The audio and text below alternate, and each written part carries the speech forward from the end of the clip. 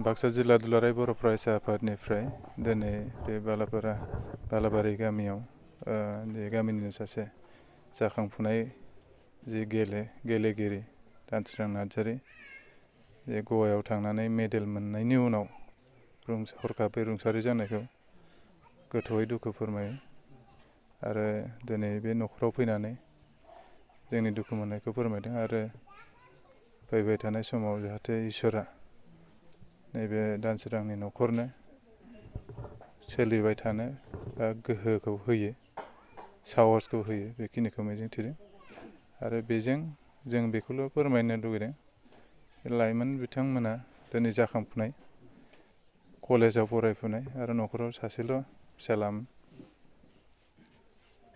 थेवबो गावनि जि नाजानायजों जेरैबायदि दावगादोंमोन बर' माहारिखौ एसेबाबो बिथाङा मोनसे लेभेलसिम गावनि गेलेनायनि गेजेरजों दिन्थिलांनो हानाय जोंहा सिमां दंमोन हरखाबै बे जाथायखौ जों गोथौयै दुखु मोननाय फोरमायो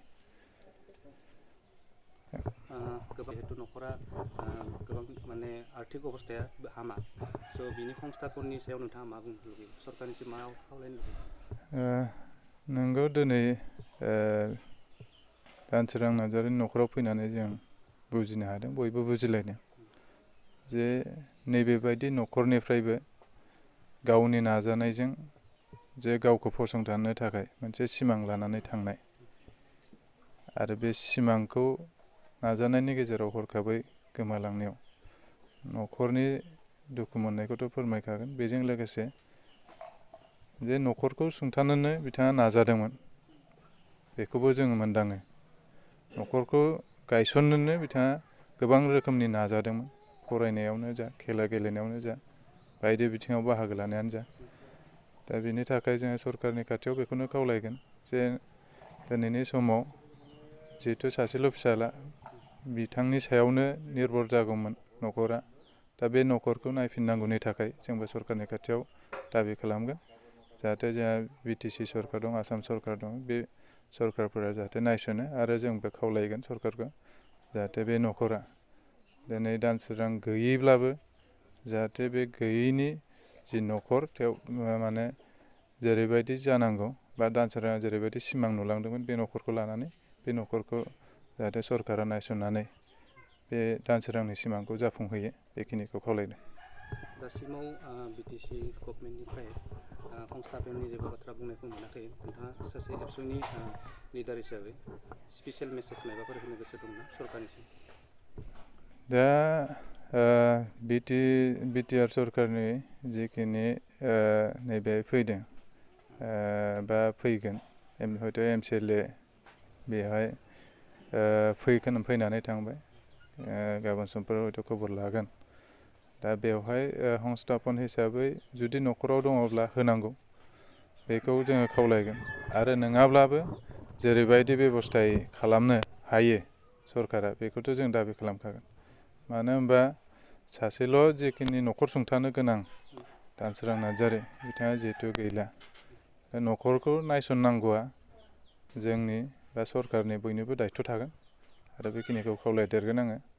आरो दासिम दा बुहुदाव माने बेफोरबायदि जाथाय जानानै थांनायाव सरकारनि जिखिनि होनांगौ बायदि बेबायदिनिफ्राय गावसोरनि बिफानारिनिफ्राय जिखिनि होनो हानाय बेखौ होनांगौनि थाखाय जों खावलायगोन।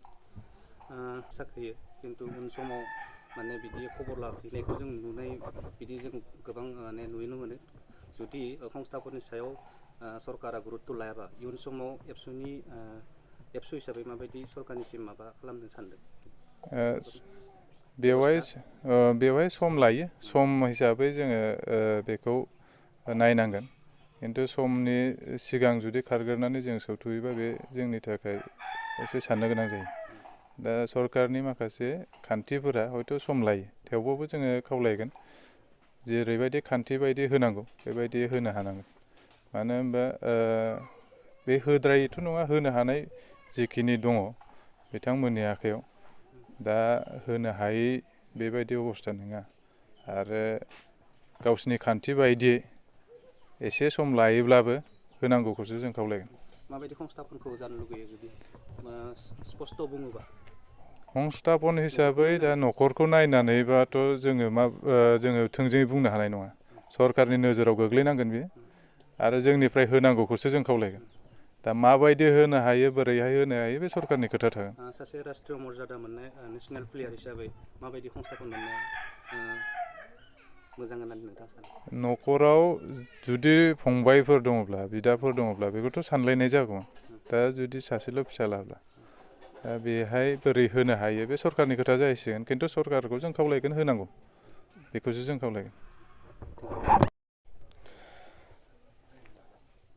दा जों गासैबो फरायसा जानानै जा जोंनि गरेस्वर फरायसालिमानि गासैबो फरायसा जों गासैबो दुखु फोरमायदों। जों गरेस्वर फरायसालिमानि सासे जोङो मोजां फरायसा खोमाना लानो गोनां जादों आरो लोगोसे सासे मोजां गेलेगिरि जों खोमाना लानो गोनां जादों। बेनि थाखाय जों गासैबो जोंनि फरायसालिमानि गासैबो फरायसाफोरा माने दुखु मोनदों आरो दुखु फोरमायदों।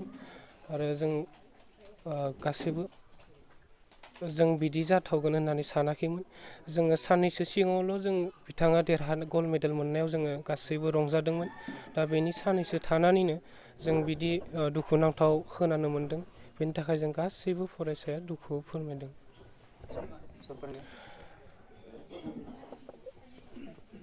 बिथां दानसोरां नार्जारिया आसामखौ रिप्रेजेन्ट खालामनानै गल्ड मेडेल देरहादोंमोन। बेनिखायनो बिथांनि न'खरनि फारसे मोजाङै हेल्प होनो थाखाय मोनसे सुबिदा होनो थाखाय जोङो सरकारखौ खावलायदों आरो लोगोसे जोंनि बिटिआर सरकारखौबो न'खराव हेल्प होनो थाखाय जोङो फरायसा महरै जोङो खावलायदों।